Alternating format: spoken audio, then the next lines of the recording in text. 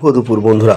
আজকে আমি দুপুরবেলা খাওয়া দাওয়া করছি এই চন্দনী ভাজা। কেউ চন্দনী বলে, কেউ শ্রীচন্দন বলে। যে এই ভাজাটা চন্দনী মানে লম্বা লম্বা বেশ হয়, ঝিঙের থেকেও বড় হয়, মানে হাত দুইয়ের হয়, কোনোটা 3 হাতও হয়, মানে মিনিমাম 1-1.5 হাতের হয়। এটা দেখে সবুজের ওপর সাদা সাদা দাগ দাগ থাকে।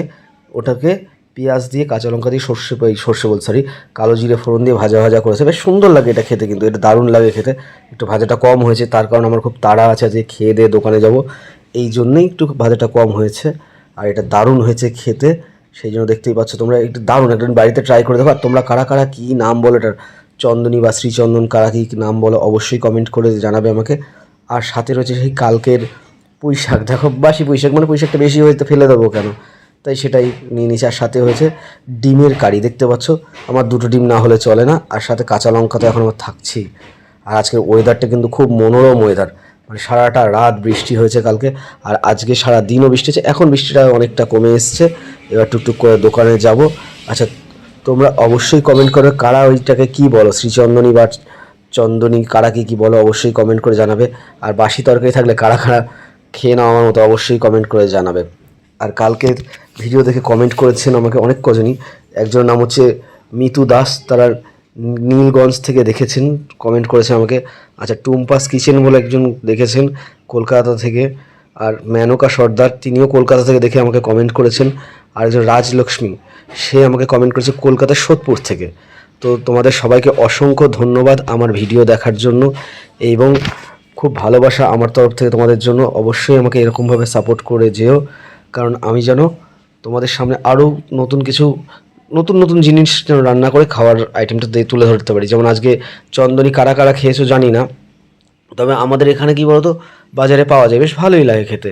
আর কারা এটা কীভাবে রান্না করে খাও অবশ্যই কমেন্ট করে আমাকে কিন্তু জানাতে ভুলবে না। আর আমার এই যে 2টো ডিম, অবশ্যই যারা যারা আমার ভিডিও দেখো তারা জানো যে আমি 2টো করে ডিমই খাই, কিন্তু আমার ডিম কিন্তু ভালো লাগে। 2টো করে ডিম না হলে আমার হয় না ঠিক। একটা ডিম নিয়ে না খেয়ে ওরকম আমার পোষায় না। আর আমি পাতলা ঝোলটা একটু বেশি পছন্দ করি, কারণ তেল মশলা খেলে না, দেখো যেহেতু খাবার ভিডিও করি সেটা নয় বিষয়, আমার খাবারের কাজই তো করি, খাবারের দোকান। তো ওই খাবারের গন্ধে গন্ধে না এমনি মানুষের গ্যাস অম্বল অনেক কিছুই হতে পারে। এই জন্যই না পাতলা ঝোল জিনিসটা আমি খুব পছন্দ করি, কারণ পাতলা ঝোল খেলে কী বলতো, গ্যাস অম্বলে না অতটা চান্স থাকে না। তেল মশলা একটু কম খাওয়াই ভালো, কারণ যা দিনকাল পড়েছে কখন কার কী হয়েছে কোনো গ্যারেন্টি নেই। তাই তেল মশলা একটু কম খান, সবসময় ভালো থাকবেন। আমি রিচ খাবারটা একটু খুব কমই পছন্দ করি, কিন্তু তবুও দেখো আমার বাটিটা কিন্তু সাদা বলে তাই তেল তেল মনে হয় যে লেগে থাকে।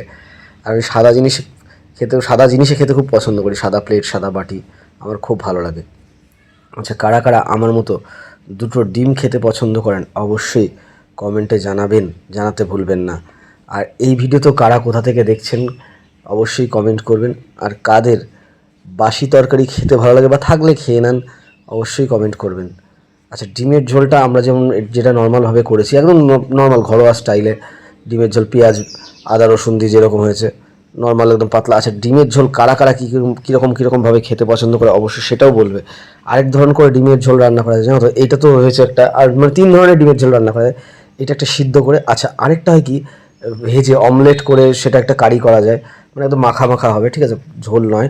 আচ্ছা, আরেকটা হয় কি, এরকমই ডিম পেঁয়াজ দিয়ে একদম মাখা মাখা, সেটা থেকে ওই ঘুগনি বা পরোটা লুচির দোকানেও বিক্রি করে।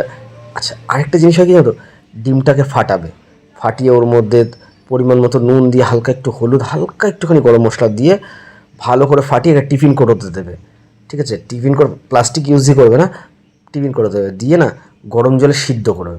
যখন সিদ্ধ হয়ে যাবে না, মোটামুটি মিনিট 8-10 মতো সিদ্ধ করবে। সিদ্ধ হওয়ার পর টিফিন কারিটা নিয়ে ঠান্ডা জলে দিয়ে ওটাকে ঠান্ডা করবে। করার পর টিফিন কারিটা খুলে হালকা করে কোনো একটা প্লেটে ঢেলে নেবে, ব্যাস চাকু দিয়ে পনিরের মতো পিস পিস পিস পিস করে কেটে নেবে।